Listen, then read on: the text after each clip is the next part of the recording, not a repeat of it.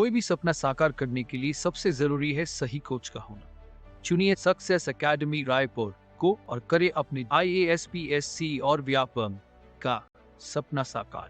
Download the app now. तो चलिए दोस्तों, हम चलते हैं छत्तीसगढ़ी व्याकरण के अपने नए टॉपिक की तरफ। ये है विशेषण। इस विशेषण के बारे में आप सभी को पहले भी पता है, आपने प्रीवियस अपने जो कक्षाएं हैं क्लासेस में वो पढ़ी हुई हैं स्कूली शिक्षण के दौरान। और ये विशेषण जैसे हिंदी में इस्तेमाल होता है वैसे ही छत्तीसगढ़ी में भी प्रयोग में आता है। तो विशेषण के बारे में आप सभी को पता है कि संज्ञा या सर्वनाम की जो परिभाषा या विशेषता बताए वही इस शब्द जो है विशेषण कहलाते हैं। तो इसकी परिभाषा देख लेते हैं हम लोग। संज्ञा या सर्वनाम शब्दों की विशेषता, संज्ञा या सर्वनाम शब्दों की विशेषता बताने वाला जो भी शब्द होगा वो क्या कहलाते हैं? विशेषण कहलाते हैं। तो ये एकदम क्लियर है और सिंपल सी परिभाषा है, ये आपको याद रखनी चाहिए। ये आपको हिंदी में भी पूछा जा सकता है परिभाषा के रूप में और छत्तीसगढ़ी में सिमिलर। तो जानते हैं विशेषण के और क्या आयाम है। तो विशेषण जैसा आप यहाँ पे उदाहरण के तौर पे समझने की कोशिश करिएगा कि विशेषण क्या है। तो इनको वाक्यों में जब आप प्रयोग करोगे तब आपको समझ में आएगा कि विशेषण शब्द क्या है। जैसे कि हम लोगों ने पहली जब क्लास हुई थी हमारी, तो शब्द साधन के बारे में हम लोगों ने पढ़ा था पिछले क्लासेस में। तो वहाँ पे आप लोगों ने जाना था कि शब्द का जो समूह है हमारे पास उतना ही है, लेकिन उन शब्दों के उपयोग के आधार पे उनको अलग अलग हम विभाजित करते हैं रूप में, अर्थ में, प्रयोग के हिसाब से। तो उसी के आधार पे विशेषता को भी विशेषण को भी हम लोग समझने की कोशिश करते हैं। तो जैसा पहला एग्जाम्पल है, ये हिंदी एग्जाम्पल है। हमारी कक्षा में 40 विद्यार्थी हैं। तो जैसा आप देख पा रहे हैं यहाँ पे विद्यार्थी ग्रीन कलर पे है और 40 जो है रेड कलर पे है। तो बेसिकली जो 40 है वो इन विद्यार्थियों की संख्या बता रहा है, विशेषता बता रहा है। तो ये जो है यहाँ के लिए विशेषण हो गया, है ना, विशेषण शब्द हो गया। और जिसकी ये विशेषता बता रहा है, जो विद्यार्थी की विशेषता बता रहा है कि हमारे कक्षा में कितने विद्यार्थी हैं, तो 40, है ना। तो ये 40 जो है विद्यार्थियों की विशेषता बता रहा है, इसलिए विशेषण। और विद्यार्थी को कहते हैं विशेष्य। ये आप लोगों ने पढ़ा होगा हिंदी व्याकरण में, आपको पता होगा। तो जिस शब्द की विशेषता बता रहा है वो हो गया विशेष्य, और जो शब्द उसकी विशेषता बता रहा है वो कहलाएगा विशेषण। तो उसी प्रकार दूसरे वाले उदाहरण पे आप देख पा रहे हैं, मैदान में काली गाय खड़ी है। तो गाय जो है विशेष्य हो गया, और ये जो कलर है उस गाय का कलर, ये उसकी विशेषता है। तो ये वाला शब्द जो है काली जो है इसकी विशेषता बता रहा है, तो ये हो गया विशेषण। उसी तरीके से तीसरे वाले उदाहरण पे, वह बाजार से 2 लीटर दूध लेकर आया। तो दूध वापिस विशेष्य, और विशेषण की बात करें तो 2 लीटर, क्योंकि कितनी मात्रा में, यहाँ पे मात्रा की बात हो रही, तो मात्रा भी एक तरीके का विशेषण हो गया। उसी तरीके से जो चौथा एग्जाम्पल है, यहाँ पे वह घर बहुत बड़ा है। तो घर की विशेषता यहाँ पे 2 शब्द बता रहे हैं। वह ये इंडिकेटर या संकेतक के रूप में है, और जबकि बहुत बड़ा उसके बड़े होने की विशेषता बता रहा है। तो इसको सार्वनामिक विशेषण कहते हैं, इसके बारे में हम लोग पढ़ेंगे। तो यहाँ पे 2 विशेषण का प्रयोग हुआ है। ये दोनों ही घर की विशेषता बता रहे हैं। ये इंगित कर रहा है कि वह घर, और दूसरा वाला बड़ा होने का सेंस है। तो इसी तरीके से छत्तीसगढ़ी में जब आप इसको बनाएंगे तो सिमिलर होगा, बस सेंटेंस चेंज हो जाएंगे। इसको जब कन्वर्ट करो, जैसे हमारी कक्षा में 40 विद्यार्थी हैं, तो हमार कक्षा में 40 विद्यार्थी हवे। तो यहाँ पे सेम चीज है, बाकी वही रहेगा। वैसे ही मैदान में काली गाय खड़ी है, मैदान या भाठा में करिया गाय खड़े है, ठीक है। उसके बाद तीसरा जैसा है, वह बाजार से 2 लीटर दूध लेकर आया। ओहा बाजार ले 2 लीटर दूध लेके आईस। इसी तरीके से छत्तीसगढ़ी में भी इस्तेमाल होगा, इसी तरीके जैसा हिंदी में होता है। तो चलिए एक बार देख लेते हैं इसमें क्या क्या और है। तो छत्तीसगढ़ी में विशेषण निर्माण, छत्तीसगढ़ी में विशेषण निर्माण कैसे किया जाता है। तो देखो शब्द तो वही हैं, और उन्हीं पे जैसे हम लोगों ने विकारी और अविकारी शब्द पढ़े थे, तो ये विकारी शब्द के रूप हैं कि उनको क्या क्या जोड़ के हम बना सकते हैं, कैसा मॉडिफाई करके बना सकते हैं। तो छत्तीसगढ़ी में प्रत्यय जोड़कर कुछ विशेषणों का निर्माण होता है। उन शब्दों को देख लेते हैं, जैसे इया या इहा। जैसे इया या इहा ये प्रत्यय है। प्रत्यय जैसा कि शब्द के पीछे जुड़कर एक नया रूप देता है, इसको हम लोग जानते हैं। तो उसी तरीके से जैसे रतनपुर, रतनपुर एक सिटी का नाम है और रतनपुर के रहने वाले को छत्तीसगढ़ी में क्या कहेंगे, रतनपुरिहा। तो यहाँ पे ये जुड़ गया प्रत्यय इहा, है ना। इसी तरीके से शहर, शहर से सहरिया, तो रहने वाला शहर का है तो उसको सहरिया कहेंगे। इसी तरीके से कोई भी एग्जाम्पल ले सकते हैं, जैसे डोंगरगढ़ तो डोंगरगढ़िया, है ना। छत्तीसगढ़ तो छत्तीसगढ़िया, है ना।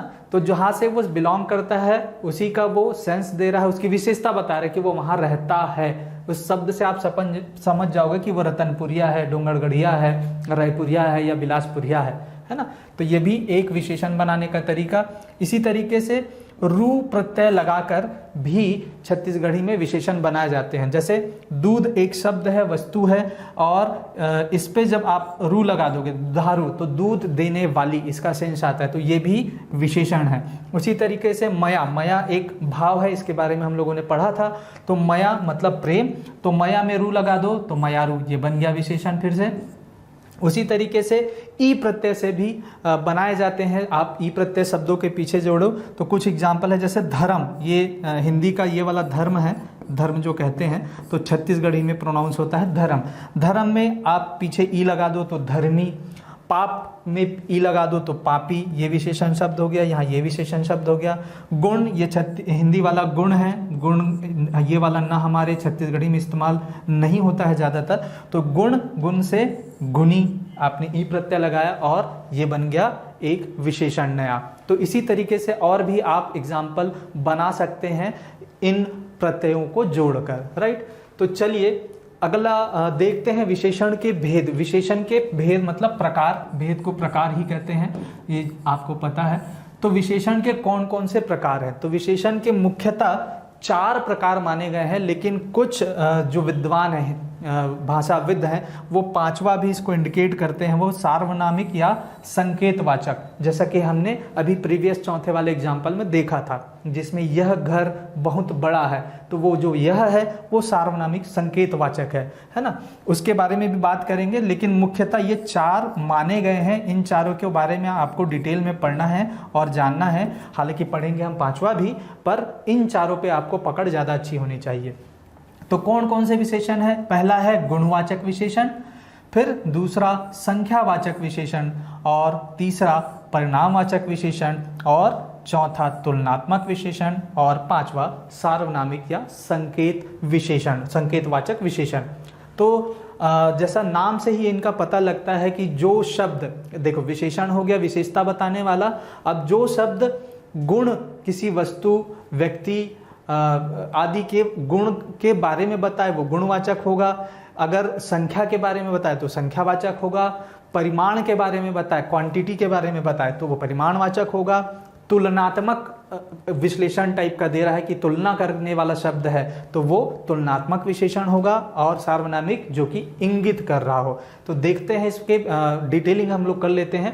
पहला जो है गुणवाचक विशेषण, तो किसी भी वस्तु का या व्यक्ति का अगर वो शब्द उनका गुण बता रहा हो, गुण के बारे में बात कर रहा हो, तो उसको हम गुणवाचक विशेषण के तौर पे रखते हैं या जानते हैं। और ये गुण केवल पॉजिटिव गुण नहीं होगा, पॉजिटिव दैट मीन्स वह लड़का अच्छा है तो वो अच्छा होना उसका गुण है, लेकिन वह लड़का बुरा है तो बुरा होना भी इस गुणवाचक के अंदर आता है। हालांकि वो बुराई है, लेकिन पॉजिटिव या निगेटिव दोनों ही एस्पेक्ट जो है गुण के संदर्भ में आते हैं, गुणवाचक विशेषण के संदर्भ में आते हैं। तो ये ध्यान में रखिएगा। और इसकी परिभाषा देख लेते हैं।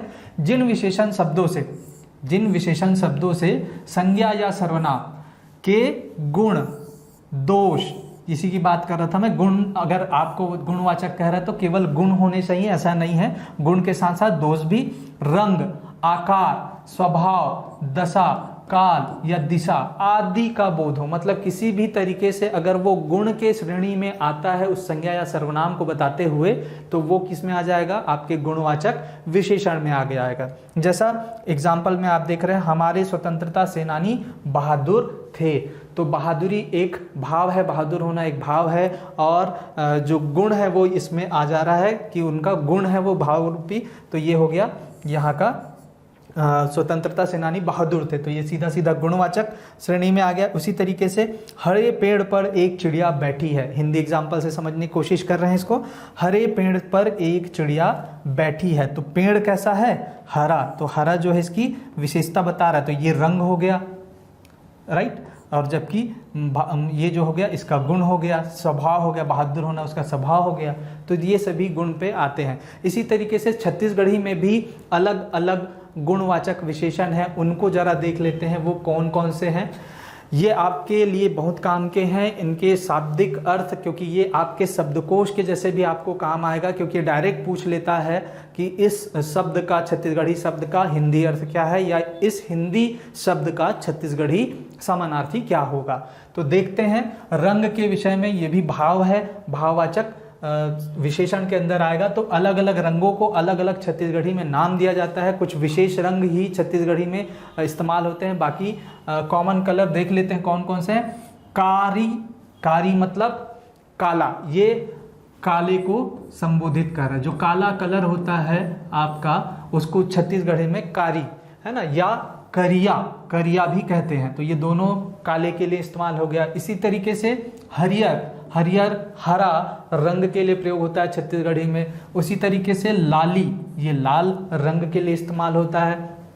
पिमरा, ये पीले कलर के लिए इस्तेमाल होता है, पीला जो रंग आप कहते हैं, इसमें रंगों को मैंने इंगित करने का प्रयास किया है ताकि आपको आसानी से समझ में आ जाए। उसी तरीके से मसरंग, मसरंग जो होता है इसको कहते हैं नीला कलर, जैसे कि आप देख रहे हैं, तो छत्तीसगढ़ी में नीले रंग को मसरंग कहते हैं, तो ये बहुत इंपॉर्टेंट और इसको ध्यान में रखना है। इसके अलावा सफ़ेद, सफ़ेद के लिए हम लोग इस्तेमाल करते हैं पर्रा, धावरा या सादा, ये तीनों ही सफ़ेद रंग के लिए इस्तेमाल होते हैं। इस पर्रा को आपको याद आ रहा होगा, बच्चे, गाय के बच्चे, उसको भी पर्रा कहा जाता है, तो वो चूंकि जब पैदा होता है तो वो वाइट वाइट दिखता है, इसलिए उसका नाम पर्रा, पर्रू ऐसा कहते हैं ना, इसको भी ध्यान में रखना है। तो आपको यहाँ पे कलर मिल गए, कलर जो है छत्तीसगढ़ी में क्या क्या होते हैं उनके अर्थ आपको पता होना चाहिए कि पीले रंग को पिवरा कहते हैं, मसरंग नीले को कहते हैं, तो ये सभी भाववाचक विशेषण के तौर पे जाने जाते हैं। इसी तरीके से दशा या स्थिति, दशा या स्थिति मतलब उस वस्तु की दशा कैसी है या उस व्यक्ति या उस संज्ञा की दशा कैसी है, उन पे ये इंगित करता है। तो देखते हैं इसमें क्या क्या है। मोटलू, मोटलू छत्तीसगढ़ी शब्द है, मोटू जिसको कहते हैं हम लोग, जो ज़्यादा मोटा हो जाता है उसको मोटलू कहते हैं, तो ये हो गया आपका दशा में। फिर पेटलू, पेटलू जिसका पेट निकला हो तो ये पेटलू, वो भी उसकी दशा दिखा रहा है, राइट। उसी तरीके से दुब्बर या दूबर, है ना, ये पतले के लिए इस्तेमाल होता है, जो एकदम पतला हो, या इसके अलावा सुखड़ा ये भी इस्तेमाल होता है। इसके बाद बुढ़वा, ये अवस्था हो गई उसकी, बुढ़ापा एक अवस्था है, तो बुढ़ापा जैसे हिंदी में कहते हैं वही बुढ़वा हो गया। इसी तरीके से कोई चीज़ गीली है तो गीला भी एक तरीके का विशेषता हो गया कि कोई वस्तु गीली है, तो गीला के लिए गिल्ला ये इस्तेमाल करते हैं छत्तीसगढ़ी में, गिल्ला। उसके बाद सूखे के लिए सुक्खा। इसी तरीके से निरोगिल, ये बहुत इंपॉर्टेंट आपके लिए, निरोगिल दैट मीन्स निरोगी, निरोगी काया जैसे कहते हैं, तो वो है छत्तीसगढ़ी में निरोगिल कहलाता है, राइट, तो इम्पॉर्टेंट। इसके बाद लाडला, लाडली, ये भी एक अवस्था है कि भाई वो घर का सबसे लाडला है, वो सबसे लाडली है, ये इस्तेमाल करते हैं घर में अमूमन, तो वही चीज़ है। उसके अलावा छोटका, छोटकी, बड़का, बड़की, है ना, बड़का बड़की मतलब घर में कोई बड़ा हो तो उसको कहते हैं बड़का लड़का है मोर, है ना, या बड़की लड़की है मोर, तो इसी तरीके से छोटका और छोटकी का इस्तेमाल होता है। फिर हरू, हरू का अर्थ छत्तीसगढ़ी में, हरू मतलब हिंदी अर्थ इसका होगा हल्का, और गरु जब कहोगे तो भारी, किसी वजनदार सामान के लिए इस्तेमाल करते हैं, भारी गरु है, तो गरु दैट मीन्स हिंदी में भारी, तो ये भी आपकी स्थिति को दर्शाते हैं और ये गुणवाचक विशेषण का एग्जाम्पल है। जब इसको वाक्यों में आप प्रयोग करोगे तो ये गुण दिखाएंगे, राइट।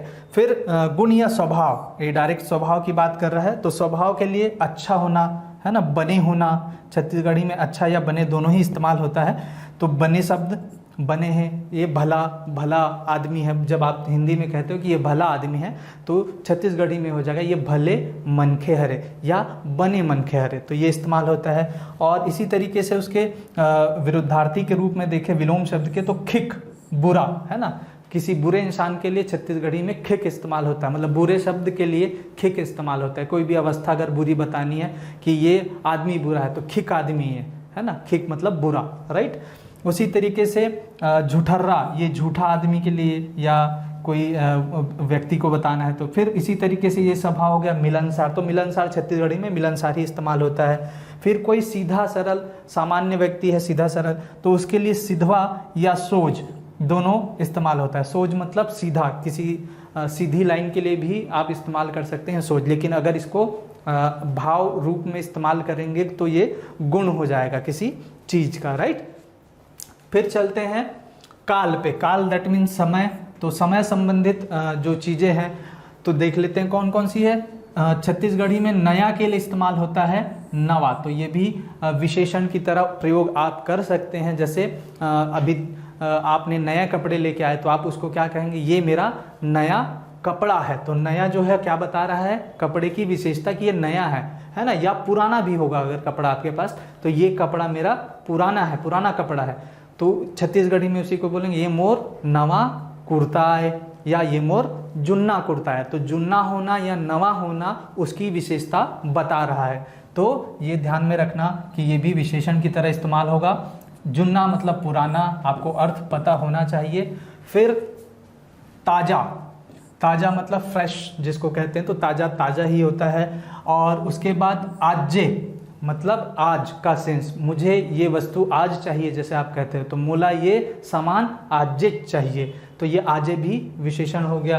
फिर काली, ये कालवाचक है, तो काली या काले ये कल के लिए इस्तेमाल होता है। इसको ब्लैक वाला काला मत समझना हिंदी का, है ना। मुझे मोला काली बर जाए के है, या मोला काले ये सामान चाहिए, मतलब कल के कल मेरे को चाहिए, ऐसा इस्तेमाल करते हैं छत्तीसगढ़ी में। तो ये कल का सेंस देता है, आने वाला जो कल है, दिन का बात चल रहा है। फिर परन दिन, परन दिन मतलब परसों, हिंदी में जैसे परसों एक दिन को छोड़ के आगे वाला दिन, तो परन दिन कहते हैं परसों को। तो ये सब भी काल के आधार पे भाववाचक विशेषण या गुणवाचक विशेषण हो जाएंगे, राइट।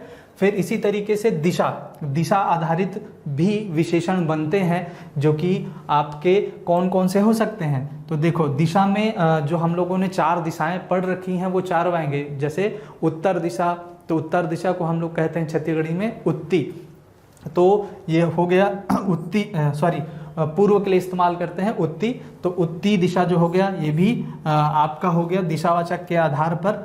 और उसके बाद बुड़ती, बुड़ती के लिए पश्चिम, पश्चिम जो दिशा होती है हिंदी में उसके लिए बुड़ती इस्तेमाल करते हैं। इसी तरीके से उत्तर दिशा के लिए भंडार और दक्षिण दिशा के लिए रक्षहूं, है ना। ये सब के बारे में हम लोगों ने परिचर्चा पहले क्लासेस में कर ली है। इसी तरीके से बायां, जैसे मेरा बायां हाथ, तो बायां हाथ आप कहते हो कि किसी को दिशा कैसे बनेगा ये, जब आप किसी को आपसे कोई रास्ता पूछे कहीं जाने के लिए कि मुझे यहाँ जाना है तो मैं कैसे पहुँचूँ, तो आप बताते हो कि आगे से बाएं चले जाना, तो बायां दिशा ही तो बता रहा है।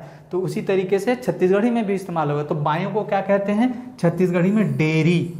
वो बोलेगा आगे से बाएं चले जाना, तो छत्तीसगढ़ी में होगा आगुले डेरी डहान मुड़ जाबे, तो डहान लगता है, डहान सेंस करता है उसका, तो डेरी ये भी एक दिशावाचक हो गया। तो ये भी गुण बताएगा कि डेरी डहान पे है। फिर जेवनी डहान, तो दायां के लिए होता है जेवनी। इसी तरीके से एती या वोती, ये भी आपका बन गया विशेषण, राइट। इसी तरीके से आकार के संदर्भ में देख लेते हैं कौन कौन सा होता है। आकार में वस्तुओं के आकार की, तो ये नानकुन छोटा बताएगा, ये नानकुन है, नानकुन मतलब छोटा। फिर बड़ेजान बड़ा। फिर चाकर, चाकर मतलब चौड़ा, चाकर दैट मीन्स चौड़ा। चपटे के लिए इस्तेमाल होता है छत्तीसगढ़ी में चेपटा। फिर गोल के लिए गोलवा। और तिकोना, जैसे तिकोना कोई शेप होता है, राइट, ऐसा तिकोना है तो उसको हिंदी में तिकोना कहते हो और छत्तीसगढ़ी में भी तिकोना चलता है। इसी तरीके से लंबा, ये भी सब आपके आकार में आ जाएंगे। तो जैसा जैसा हिंदी में चलता है वैसा ही यहाँ भी विशेषण बनेगा, बस उसके शब्द आपको ध्यान में रखने चाहिए, ठीक है। चलिए अब चलते हैं दूसरे हमारे विशेषण की तरफ, यह है संख्यावाचक विशेषण। अब इसमें क्या होगा कि वो किसी संख्या की ओर डिनोट कर रहा होगा। जैसे कि हमारे पहले एग्जाम्पल में आपने देखा था कि इस कक्षा में 40 विद्यार्थी हैं, तो 40 जो है विद्यार्थियों की संख्या बता रहा है और ये विशेषण के तौर पे है, तो ये संख्यावाचक विशेषण। इसकी परिभाषा देख लेते हैं। जिन विशेषण शब्दों से किसी संज्ञा या सर्वनाम की संख्या का बोध हो उसको कहते हैं संख्यावाचक। तो देखो यहाँ पे ये विद्यार्थी जो है यहाँ इसकी संज्ञा हो गई और इसी की विशेषता बता रहा है कि यहाँ पे 40 विद्यार्थी हैं, तो यहाँ पे ये हो गया आपका संख्यावाचक विशेषण। इसी तरीके से मैदान में कुछ लोग खड़े हैं, अब ये निश्चित संख्या नहीं है लेकिन कुछ जो है वो संख्या निरूपित तो कर रहा है कि कुछ लोग हैं वहाँ पे, 4 हैं 5 हैं 6 हैं, अपने को नहीं पता, तो ये भी इसकी विशेषता बता रहा है कितने लोग हैं, तो कुछ लोग हैं, तो ये हो गया विशेषण। इसी तरीके से कई बच्चे खेल रहे हैं, तो ये भी एक विशेषण हो गया। तो हिंदी में आपने उदाहरण के आधार पर समझे। इसी तरीके से छत्तीसगढ़ी में क्या क्या होते हैं वो जरा देख लें। तो इसको वापिस जब संख्यावाचक विशेषण को देखते हो तो वापिस ये अलग फिर से हिस्सों में टूटता है। इसके अलग अलग निश्चित अनिश्चित, जैसा कि आप देख रहे हैं यहाँ पे ये निश्चित है और यहाँ पे ये अनिश्चित है, तो इसके प्रकार के अंदर प्रकार हैं। इसको हम लोग देख लेते हैं, सब टाइप जिसको कहते हैं। तो यह है निश्चित संख्यावाचक। निश्चित संख्यावाचक के अंतर्गत क्या क्या छत्तीसगढ़ी विशेषण होते हैं उनकी बात करते हैं सीधे हम लोग। तो सबसे पहले गणनावाचक। गणनावाचक जैसे गिन सकते हो आप डायरेक्ट, 1 है 2 है 3 है, तो ये 1 2 3, 2 को दू कहते हैं छत्तीसगढ़ी में, 3 4 5, ये कंटिन्यूअस जारी रहेगा। लेकिन जब आप इसको शब्द में इस्तेमाल करोगे तो वस्तु और व्यक्ति के लिए थोड़ा संदर्भित होता है। जैसे मैं कहूँ कि वहाँ एक आदमी है, हिंदी में कहूँ कि वहाँ एक आदमी है, तो अब इसको छत्तीसगढ़ी में जब इस्तेमाल करोगे तो वहाँ एक झिन आदमी है ना। तो ये ध्यान में रखना, ये यहाँ पे जो ऊपर में है झन और झिन, ये हमेशा व्यक्ति को डिनोट करते हुए गणनावाचक करते समय आप बना सकते हो। इसी तरीके से ठन ठिन ठोक या ठी, इसका इस्तेमाल होता है वस्तु के लिए। जैसे एग्जाम्पल से मैं आपको बताता हूँ कि वहाँ एक व्यक्ति है, ये हिंदी में आप कहोगे। अब इसको जब छत्तीसगढ़ी में कन्वर्ट करोगे, वहाँ एक व्यक्ति है, तो उहाँ या इहाँ जैसे भी कहो, उहाँ एक, अब ये नहीं लगेगा, यहाँ पे लगेगा झिन, एक झिन आदमी हावे, है ना, या हवे, हावे या हवे दोनों चलेगा। तो ये हो गया झिन। जो शब्द लगा है ये इसके साथ जुड़ के उसका संख्या का बोध करा रहा है, तो ये बोधक शब्द है, इसको ध्यान में रखना। विशेषण तो हालांकि यहाँ पे एक ही है क्योंकि ये आदमी के एक होने का बता रहा है कि वहाँ पे एक है, संख्यावाचक विशेषण के तर्ज पर। और इसी तरीके से जब ठिन या ठोक, तो वस्तु के बारे में बात करो कि वहाँ एक कुर्सी है, वहाँ एक कुर्सी है, तो वहाँ एक ठिन कुर्सी है या एक ठन कुर्सी है या एक ठी कुर्सी है, ऐसा इस्तेमाल करते हैं ना। वहाँ या वहाँ एक ठिन कुर्सी है, राइट। तो ये इसके संख्या के बोधक को क्लियरिफाई करता है, ये जो ठिन ठोक ठी है या झन झिन है। बस इसको ध्यान में रखना कि कहाँ लगाना है। ठन ठिन ठोक ठी वस्तु के लिए लगते हैं, जबकि झन या झिन जो है व्यक्ति हेतु लगते हैं। इसको ध्यान में रखना, व्यक्ति के लिए ठन ठिन मत लगा देना, ये जबकि वस्तु के लिए कभी झिन झान लग जाता है, लेकिन ध्यान में रखना है कि ये दोनों जो है पर्टिकुलर व्यक्ति के लिए है, राइट। इसी तरीके से क्रमवाचक निश्चित जो संख्यावाचक विशेषण है उसके टाइप में सब टाइप है। तो क्रमवाचक में क्या होता है, जैसे हम लोग कहते हैं वो पहला आदमी है जो यहाँ आया, तो वो भी एक तरीके की विशेषता है कि वो पहले आने वाला व्यक्ति है।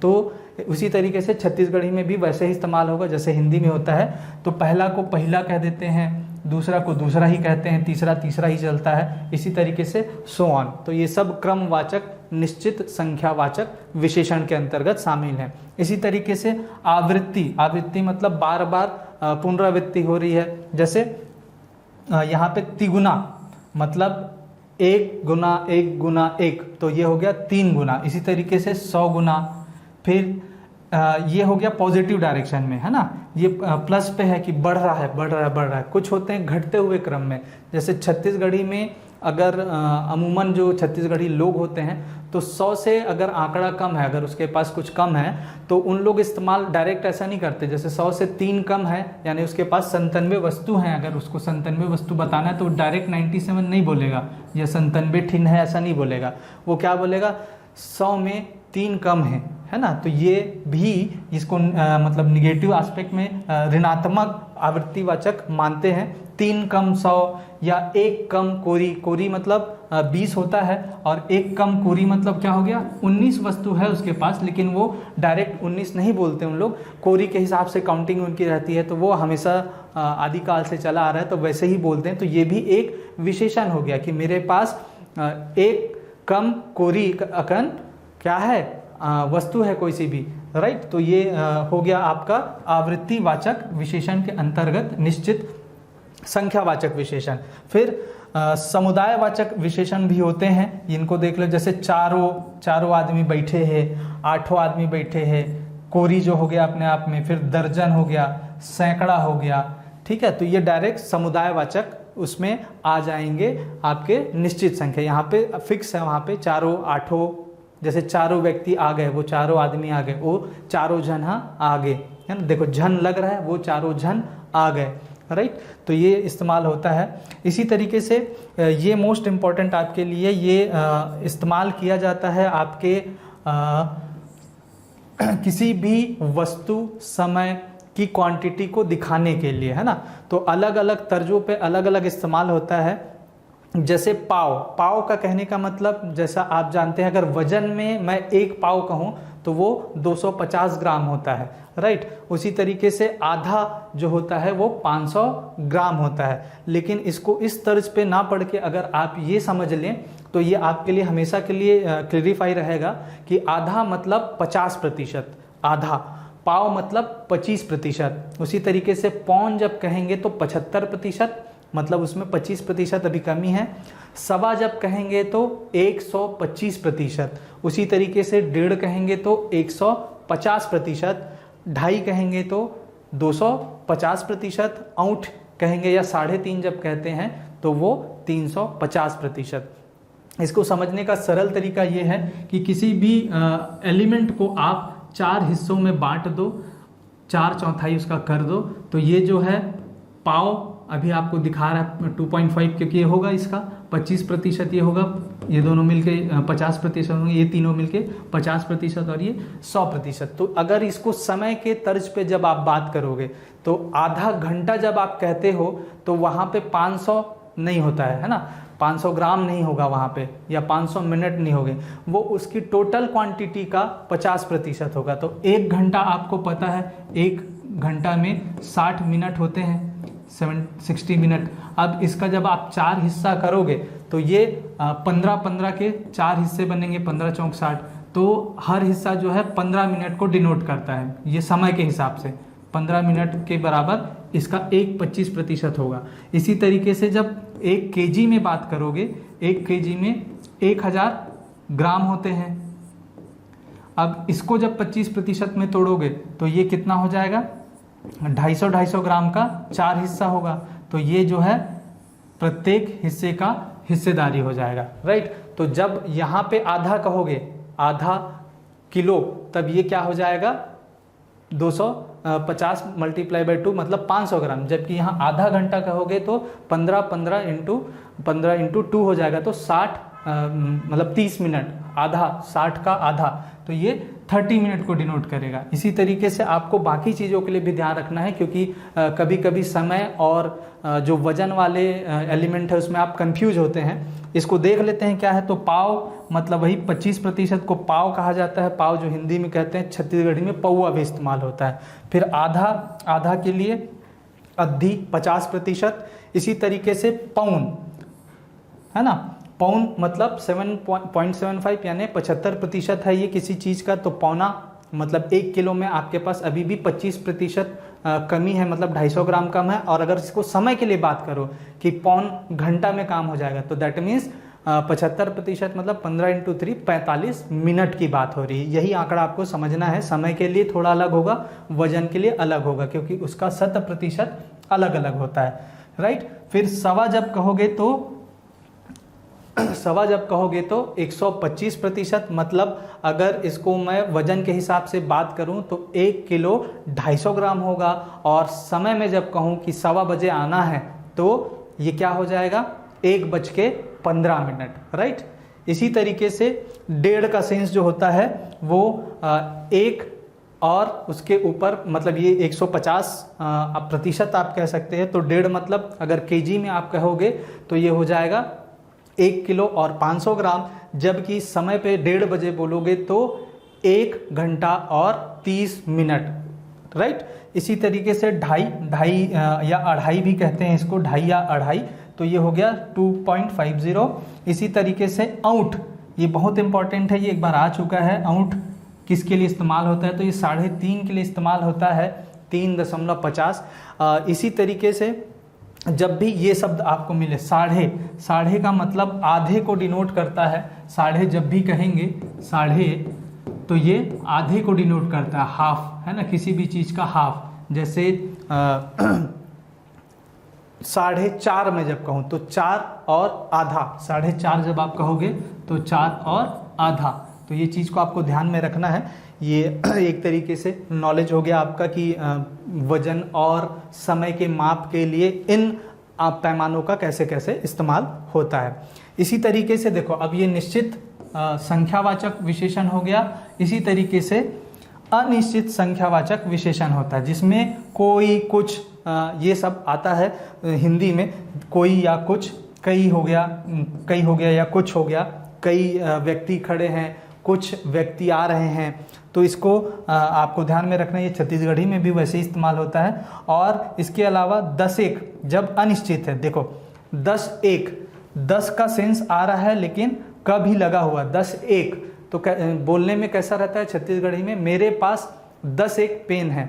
मुझे अब फिक्स नहीं है, मेरे बैग में मान ले जाए कुछ पेन पड़े हुए हैं, तो लगभग वो 5 से ज़्यादा होंगे, मुझको पता है, लेकिन 10 के ऊपर हैं या नीचे हैं ये नहीं मुझे पता। तो मैं उसको क्या कहूँगा, मेरे पास 10-1 पेन है ना। तो मोर कर 10-1 पेन हवे, लेकिन उसमें फिक्स नहीं है, ये 10 से ज़्यादा भी हो सकता है +1, या 10 से कम, लेकिन 10 के आसपास है। ऐसा सेंस जब दिखाना हो तो इस छत्तीसगढ़ी में इस टाइप के शब्दों का इस्तेमाल करते हैं। 10-1, 20-1 ठीन, है ना। इसी तरीके से कोरी मतलब फिर से 20 का सेंस है, और अकन कहने का मतलब है कोरी के आसपास। तो 20 के आसपास होगा, 20 से ज़्यादा भी हो सकता है 1-2, या 20 से 1-2 कम भी हो सकता है। तो अनिश्चित है ये क्वांटिटी। तो इस टाइप की चीज़ों को दिखाने के लिए इनका इस्तेमाल किया जाता है। कोरी अकन, सैकड़ा अकन आप कह दो, तो सैकड़ा मतलब 100 के आसपास है, थोड़ा कम या ज़्यादा हो सकता है, राइट। और कोई और कुछ तो डायरेक्ट ही सेंस देते हैं कि ये अनिश्चित हैं। तो ये भी छत्तीसगढ़ी में इस तरीके से इस्तेमाल किए जाते हैं, राइट। चलिए चलते हैं अपने नेक्स्ट जो विशेषण का प्रकार है वो है परिणामवाचक विशेषण। परिमाणवाचक विशेषण, ये क्या है परिमाणवाचक विशेषण, तो इसकी परिभाषा देख लेते हैं डायरेक्ट। जिन विशेषण शब्दों में किसी संज्ञा या सर्वनाम, सीधी सी बात है, संज्ञा या सर्वनाम का ही विशेषता बताता है विशेषण शब्द। तो परिमाण कहने का मतलब माप, तौल, नाप या वजन का बोध हो। नाप, तौल, माप या वजन का बोध हो, वो क्या कहलाएंगे, परिमाणवाचक विशेषण कहलाएंगे। देखो इससे पहले जो था संख्यावाचक, उसमें जो व्यक्ति संज्ञा या सर्वनाम है उसकी संख्या बता रहा था निश्चित या अनिश्चित रूप से। यहाँ पे क्या बताएगा, माप, तौल या नाप या वजन। तो इसमें ये अंतर है, वहाँ पे संख्याएं बता रहा था, यहाँ पे वजन या माप बताएगा। तो देखते हैं इसके उदाहरण के तौर पे, जैसे बाजार से, हिंदी उदाहरण है ये, बाजार से 5 किलो आलू ले आओ। बाजार से 5 किलो आलू ले आओ, तो ये आलू की क्वांटिटी बता रहा है। आलू जो है मापने की वस्तु है, इसको तौलने की वस्तु है, इसको तौलोगे तो ये 5 किलो आलू आपको लेके आना। इसी को छत्तीसगढ़ी में कहोगे तो बाजार ले 5 किलो आलू ले आ, है ना, या ले आओ वो भी चलेगा। फिर इसी तरीके से दूसरा एग्जाम्पल, बर्तन में कुछ दूध है। बर्तन में कुछ दूध है, ये भी क्वांटिटी दिखा रहा है यहाँ पे। इसी तरीके से वह प्रतिदिन 1 लीटर दूध पीता है। तो ये भी यहाँ की क्वांटिटी दिखा रहा है। तो ये इस टाइप के एग्जाम्पल आपने हिंदी में पढ़े हैं, वैसा ही परिमाणवाचक में छत्तीसगढ़ी में भी इस्तेमाल होता है। कुछ विशेष जो है वो देख लेते हैं क्या क्या इस्तेमाल होता है। तो निश्चित परिमाणवाचक विशेषण और अनिश्चित परिमाणवाचक विशेषण, इसके भी सब टाइप हैं 2।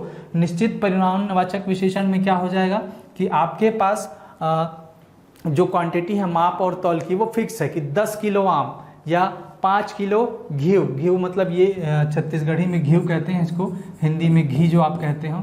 इसी तरीके से 5 किलो आटा या 5 लीटर तेल, ये सब जो है फिक्स हैं और परिमाण को बताते हुए फिक्स हैं। तो आप शब्द में जब इस्तेमाल करोगे कि 5 लीटर तेल ले आओ, 5 लीटर घी ले आओ, 5 किलो घी ले आओ, तो ये सब जो दिखा रहे हैं निश्चित परिमाणवाचक के उदाहरण हो गए। इसी तरीके से अनिश्चित में जब जाओगे, अनिश्चित वाचक विशेषण, तो छत्तीसगढ़ी में इस्तेमाल होता है थोड़कुन या अब्बड़, और बहुत सारे एग्जाम्पल हैं, उसको देख लेते हैं। जैसे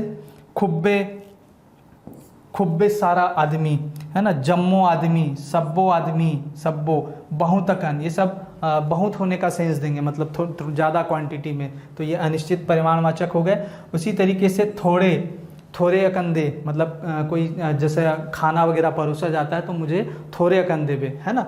इसी तरीके से उसी सेंस में थोड़किन दाल दे दे, है ना। तो ये थोड़किन भी थोड़े का सेंस देता है। थोरिक या थोकन, ये सारे शब्द इस्तेमाल होते हैं थोड़ी कम क्वांटिटी के लिए, और ये सब शब्द इस्तेमाल होते हैं ज़्यादा क्वांटिटी के लिए। ठीक है, तो ये अनिश्चित परिमाण है। आपको दाल जो दिया जा रहा है वो नाप के नहीं दिया जा सकता, है ना, एकदम मेजरेबल क्वांटिटी में। वो थोड़ा मतलब हाँ भाई इसको 1 चम्मच से थोड़ा कम देना है। तो उसी तरीके से जब ज़्यादा मांगोगे तो 1 चम्मच से थोड़ा ज़्यादा देना है। तो ये एवरेज पे चलता है, इसलिए अनिश्चित होती है और अनिश्चित परिमाणवाचक के उदाहरण हो गए। इसी तरीके से मुठा, बिता। अब मुठा में क्या अनिश्चित है भाई? 1 मुठा चावल, मुठा मतलब हाथ का मुट्ठी जो होता है उसमें जितनी क्वांटिटी आ गई, ये भी मेज़रमेंट की एक पैमाइश है। पहले ग्रामीण अंचलों में चलता था 1 मुठा 2 मुठा, आप सामान उनको दो, आप उनसे सामान वापस उतना ही ले लो। लेकिन मुठा क्यों अनिश्चित है? मुठा इसलिए अनिश्चित है कि भाई वो अगर उसी आदमी का है तब ठीक है ना। 1 मुठा अगर उसका है तो उसके हिसाब से, अगर अलग अलग लोगों के हथेलियों के बारे में बात करें तो साइज़ अलग अलग होगा, तो उसमें क्वांटिटी अलग अलग आएगी जाएगी, तो ये अनिश्चित पे है। इसी तरीके से बीता दैट मीन्स ये लंबाई नापने की इकाई है, जितना आपके अंगूठे और मध्यिका जो बड़ी उंगली है उन दोनों के बीच का जो अंतर है, यहाँ से यहाँ तक का जो लंबाई है, इसको 1 बिता कहा जाता है। तो ये भी अनिश्चित होगा, आपके लिए अलग होगा, मेरे लिए अलग होगा। मेरे हाथों की जो लंबाई है, हाथों उंगलियों की साइज़ है वो अलग होगी। तो जिसने पहला मेज़रमेंट किया है तो उसी का वापस आपको मेज़रमेंट करवाना पड़ेगा।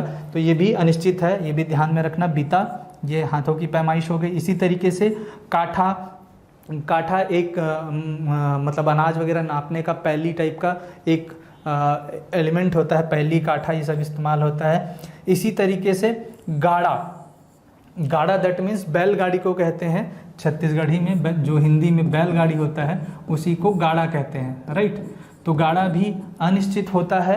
जैसे आप लोग अक्सर देखते होंगे, जैसे बधाई संदेश होते हैं, गवर्नमेंट वगैरह में भी बधाई संदेश जब आते हैं छत्तीसगढ़ी भाषा में होते हैं तो बोलते हैं मुख्यमंत्री साहब को जन्म दिवस के गाड़ा गाड़ा बधाई। तो गाड़ा गाड़ा जो है, अब गाड़ा गाड़ा ये जो है विशेषण है भाई, है ना। गाड़ा गाड़ा, अब एक गाड़ा उसको कोई बधाई देने नहीं जाएगा, एक पूरा गाड़ा भर के कोई बधाई चीज़ लेके नहीं जाएगा। गाड़ा गाड़ा बधाई दैट मीन्स एक विशेषण के रूप में इस्तेमाल किया गया है।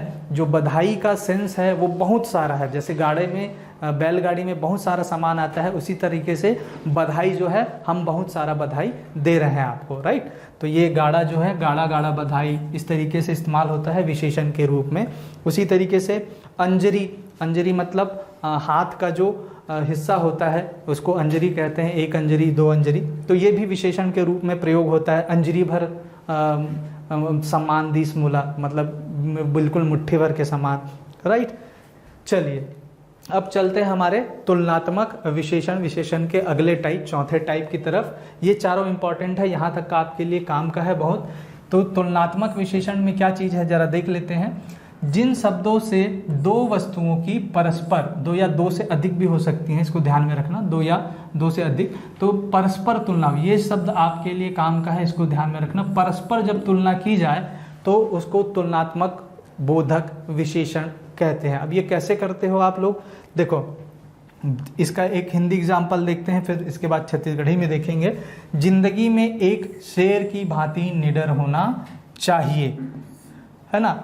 जिंदगी में शेर की भांति निडर होना चाहिए, तो शेर नहीं बनना है, उसको जानवर नहीं बनना है, शेर की भांति, तो ये एक टाइप का विशेषण हो गया। निडरता जो है किसके भांति, शेर की भांति, जिंदगी में शेर की भांति निडर होना चाहिए। तो शेर की विशेषता है वो निडर होता है, जंगल का राजा होता है, तो उसी तरीके से इंसान को भी निडर होना चाहिए। अब इसी में ये जान लीजिए, तुलनात्मक में 3 फॉर्म होते हैं जिसको आप लोग जानते हैं, मूलावस्था, उत्तरावस्था और उत्तमावस्था। मतलब फर्स्ट फॉर्म, सेकंड फॉर्म या थर्ड फॉर्म के रूप में जैसे आप इस्तेमाल करते हैं सुपरलेटिव, तो वही वाला सेंस है यहाँ पे, और ये 3 अवस्थाओं में इस्तेमाल होता है। तो तीनों एग्जाम्पल आपके सामने हैं। तो इसमें क्या हो गया, ये हो गया मूलावस्था, भाई किसी चीज़ से आपने कंपेयर किया है। अब मैं तुमसे ज़्यादा दयालु हूँ, तो ये उत्तरावस्था है। अब यहाँ पे किसी पर्टिकुलर व्यक्ति से या किसी पर्टिकुलर वस्तु से आपकी तुलना हो रही है, मैं तुमसे ज़्यादा दयालु हूँ, तो मैं आपसे ज़्यादा दयालु हूँ, यहाँ पे आ रहा है। तो ज़्यादा दयालु होना जो है एक टाइप का विशेषण हो गया, और वो तुलनात्मक विशेषण है कि मैं तुमसे ज़्यादा दयालु हूँ। उसी तरीके से तीसरा एग्जाम्पल आप देख रहे हैं, हल्क सबसे ज़्यादा बलवान है। तो हल्क आपको पता है मार्वल्स मूवी का एक कैरेक्टर है ना, ग्रीन, जिसको ग्रीन कहते हैं। तो ये हल्क जो है सबसे ज़्यादा बलवान है। तो ज़्यादा बलवान होना, सबसे ज़्यादा बलवान होना, ये उत्तमा अवस्था हो गई कि ये सभी से ज़्यादा बलवान है। तो ये होता है मतलब मूल अवस्था, उत्तरावस्था और उत्तमा अवस्था। तो ये तीनों अवस्था हो गई। इसी के तर्ज पे छत्तीसगढ़ी में भी देख लेते हैं क्या क्या एग्जाम्पल हो सकते हैं। तो देखो, मूल अवस्था में एक एग्जाम्पल से समझते हैं, अच्छा, या इसी को सुग्घर भी कहते हैं। छत्तीसगढ़ी में दोनों राइट है, दोनों चलता है। जब उसको उत्तरावस्था में ले जाओगे तो ये हो जाएगा बहुत अच्छा या बहुत सुग्घर, और जब उसको उत्तमा अवस्था में ले जाओगे तो बहुतेज अच्छा, ऐसा बोलते हैं छत्तीसगढ़ी में, बहुत ज़्यादा, जिसका सेंस होता है हिंदी में, राइट। तो बहुतेज अच्छा या बहुतेज सुग्घर। तो यही है मूलावस्था, उत्तरावस्था और उत्तमा अवस्था में तुलना, राइट। जैसे और कौन कौन से एग्जाम्पल हो सकते हैं तो देख लेते हैं। सब बोले मीठ, मतलब सभी से मीठा। जैसे फलों के बारे में अगर 3-4 फल आपको दिए जाएं तो आप सभी का अपना अपना ओपिनियन हो सकता है कि सबसे ज़्यादा उसको मीठा कौन सा फल लगता है। तो मुझे जैसे आम लग रहा है तो आमा हाँ सब बोले मीठ फल हरे, ऐसा मैं बोलूँगा, है ना, आमा सब बोले मीठ फल हरे। तो ये हो गया आपका उत्तमा अवस्था वाला एग्जाम्पल। उसी तरह सब बोले सुघ्घर, मतलब सभी से सुंदर, है ना, सब बोले सुघ्घर। इसी तरीके से सब बोले बड़े, मतलब भगवानों के बारे में अगर बात करें तो सब बोले बड़े भगवान शिव हरे। तो ये आपका उत्तमा अवस्था वाला कंपेरन हो गया। फिर वैसे ही बड़कन, छोटकन, ये भी यहाँ पे इस्तेमाल होता है। इसके बाद एक शब्द आप लोगों ने सुना होगा, असन। तो रसन और मोरसन, तो ये उत्तरावस्था वाला कंपैरिजन है। जैसे आप कहते हैं ना, तुम्हारे जैसा कोई आदमी मैं नहीं देखा, चाहे पॉजिटिव सेंस में हो चाहे नेगेटिव सेंस में। तो छत्तीसगढ़ी में वो इस्तेमाल होता है, तो रसन मनखे नहीं दिखे मैं। तो ये क्या हो गया, तो रसन कहने का मतलब तुमसे या तो बुरा सेंस में कहे या अच्छा सेंस में, तो रसन आदमी नहीं देखे हो, तो ये अच्छा सेंस हो गया। और तो रसन आदमी नहीं देखा मतलब बुरा सेंस में हो गया कि भाई खराब आदमी है तू, इतना बेकार आदमी। तो ये असन लगा के ये कंपेयर किया जाता है, तो ये भी आपको ध्यान में रखना है। इसी तरीके से मोरसन, है ना, तो मैं कहूँ कि मेरे जैसा व्यक्ति कोई नहीं है, या मेरे जैसा आदमी कोई नहीं है, अच्छा, मेरे जैसा अच्छा आदमी कोई नहीं है, तो मोरसन अच्छा मनखे नहीं है, या मोरसन सुघ्घर मनखे नहीं है। जबकि इसी को नेगेटिव सेंस में करें तो मोरसन बुरा मनखे कोनो नहीं है, ये भी हो सकता है। तो असन जो है कंपेयर के लिए आ रहा है, और ऐसा लगा के छत्तीसगढ़ी में कंपेयर किया जा सकता है। इसी तरीके से जैसन, जैसन शब्द भी इस्तेमाल होता है। ये वोकर एकर, या मतलब उसका या इसका जब सेंस होता है तब वहाँ पे इस्तेमाल होता है। ओकर जैसन आदमी नहीं देखे हो, ओकर जैसन आदमी नहीं देखे हो, एकर जैसे आदमी नहीं देखो, कोई पास में खड़ा है तो एकर जैसे आदमी नहीं देखो, या एकर जैसे गाड़ी नहीं देखे हो, कोई अचानक से सुंदर गाड़ी दिख गई आपको, या खराब चीज़ मिल गया तब भी एकर असन गड्ढा नहीं देखे हो, गिर गए में है ना। तो ये सब कंपैरिजन के लिए इस्तेमाल होते हैं, इसको ध्यान में रखिएगा, ऐसन जैसन, राइट। चलिए अब हमारे जो आखिरी विशेषण का प्रकार है इसको जान लेते हैं, सार्वनामिक विशेषण। जैसे नाम से ही स्पष्ट हो रहा है, हालांकि कुछ विद्वान इसको भाषा में शामिल नहीं करते हैं, कुछ करते हैं, लेकिन हमको पढ़ लेना चाहिए। मूलतः वो 4 प्रकार चलते हैं और सार्वनामिक विशेषण या संकेत वाचक विशेषण के रूप में इसको जानते हैं। इसको जान लेते हैं, इसकी परिभाषा क्या है। तो जो सर्वनाम विशेषण के रूप में प्रयुक्त होते हैं उसे सार्वनामिक विशेषण कहते हैं। अब सीधा सीधा सर्वनाम को आपने बना दिया विशेषण, किसी सर्वनाम को आपने क्या बना दिया, विशेषण। सर्वनाम आपको पता है संज्ञा के बदले में आने वाले शब्द, तो उनको जब आप सर्वनाम को ही आपने विशेषण के रूप में इस्तेमाल कर लिया तब वो हो जाते हैं सार्वनामिक विशेषण या संकेतवाचक विशेषण। अमूमन ये संकेतक अर्थ में ही आते हैं, किसी चीज़ को इंगित करने के लिए आते हैं, इसलिए कुछ विद्वान इसको सर्वनाम ही मानते हैं, विशेषण के तौर पे काउंट नहीं करते हैं, लेकिन कुछ मानते हैं। तो पढ़ लेना ज़्यादा बेहतर है नहीं पढ़ने से। तो देख लेते हैं, वह घर बहुत बड़ा है, इसके बारे में हम लोगों ने परिचर्चा की थी, ये प्रीवियस एग्जाम्पल में से ही एक है। तो देखो यहाँ पे बहुत बड़ा भी एक विशेषण है, लेकिन सार्वनामिक विशेषण की बात करें तो यहाँ पे देखो वह जो है सर्वनाम शब्द है और यह इंगित कर रहा है उस घर की ओर। जैसे कोई आदमी खड़ा है और बताएगा वह घर बहुत सुंदर है, वहाँ पे घर बहुत सारे हैं, तो ये इंगित कर रहा है कि वह घर या वह घर है ना। तो इंडिकेशन हो गया, संकेत हो गया, वह घर बहुत सुंदर है, बहुत बड़ा है, बहुत खराब है ना, बहुत बुरा दिख रहा है। तो ये जो इंडिकेशन होता है इसके लिए इस्तेमाल होता है।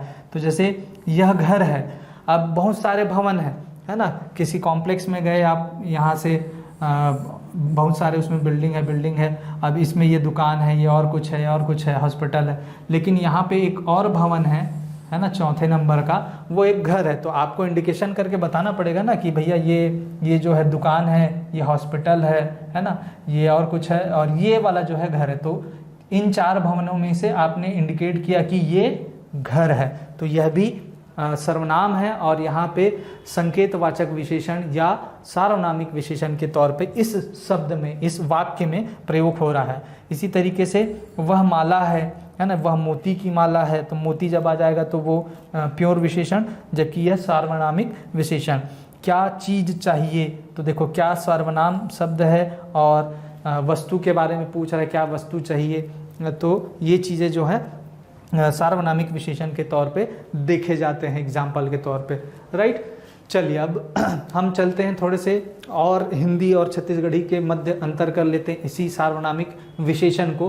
तो यह मेरा किताब है, जब आप कहते हो यह मेरा पेन है, यह मेरा गाड़ी है, तो यह भी यहाँ जो इस्तेमाल हो रहा है यह सार्वनामिक विशेषण का उदाहरण है।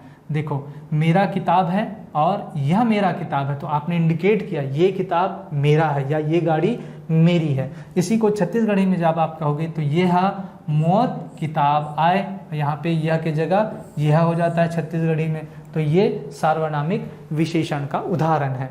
इसी तरीके से हिंदी में देखते हैं कैसा आदमी है या वह कैसा आदमी है, ये भी कहते हो कैसा आदमी है, ये कहते हो ना सेंस में, किसी का बुराई करना है, मतलब आपको अच्छा नहीं लगा तो कैसा आदमी है यार ये, है ना, तो वही वाला सेंस है, कैसा आदमी है।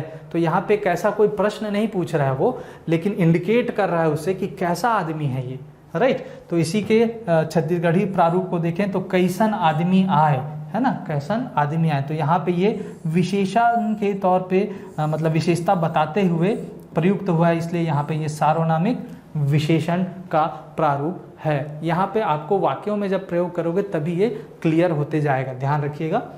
चलिए चलते हैं विशेषण से जो विगत वर्ष में आए हुए प्रश्न हैं उनको जान लेते हैं थोड़े से, क्या क्या प्रश्न इससे बनते हैं, और इसी के संदर्भ में आपको अपनी भी तैयारी करते रहना चाहिए। तो देख लेते हैं, छत्तीसगढ़ी भाषा में औंठ कितने को कहते हैं, सही उत्तर का चुनाव कीजिए। तो औंठ आपने पढ़ा है अभी कहीं पे, आप उत्तर रिमाइंड करने का प्रयास करें अपने दिमाग में कि क्या होता है भाई औंठ। तो यहाँ पे आपको ऑप्शन दिया हुआ है 1.25, 1.5, 2.5 या 3.5। तो बताइए सही उत्तर क्या है। अगर रिकॉल कर पा रहे होगे क्लास को देखने के बाद तो याद आ गया होगा आपको, औंठ जो है 3.5 को कहते हैं छत्तीसगढ़ी में, तो ये आ गया 3.5, इसका सही उत्तर है, आपको पता होना चाहिए। इसी तरीके से रतनपुर का विशेषण शब्द बनाइए, तो इसी टाइप के एग्जाम्पल पूर्वक भी पूछता है। तो रतनपुर एक सिटी है छत्तीसगढ़ का और इसका विशेषण शब्द आपको बना के बताना है। तो इसमें क्या हो सकता है, आपके पास ऑप्शन है, option A Ratanpuriya, option B Ratanpuri, option C Ratanpuriya या ऑप्शन डी रतनपुरी और ऑप्शन ई है रतनपुरिया। तो आपका सही उत्तर होना चाहिए, आप सभी रिकॉल कर पा रहे होंगे यहाँ पे रतनपुरिया। हम लोगों ने इया और हा शब्द वाले जो देखे थे कि हम प्रत्यय लगा के विशेषण बना सकते हैं, तो ये उसी का एक एग्जाम्पल है। तो ये आपको ध्यान में रखना है, ठीक है। तो चलिए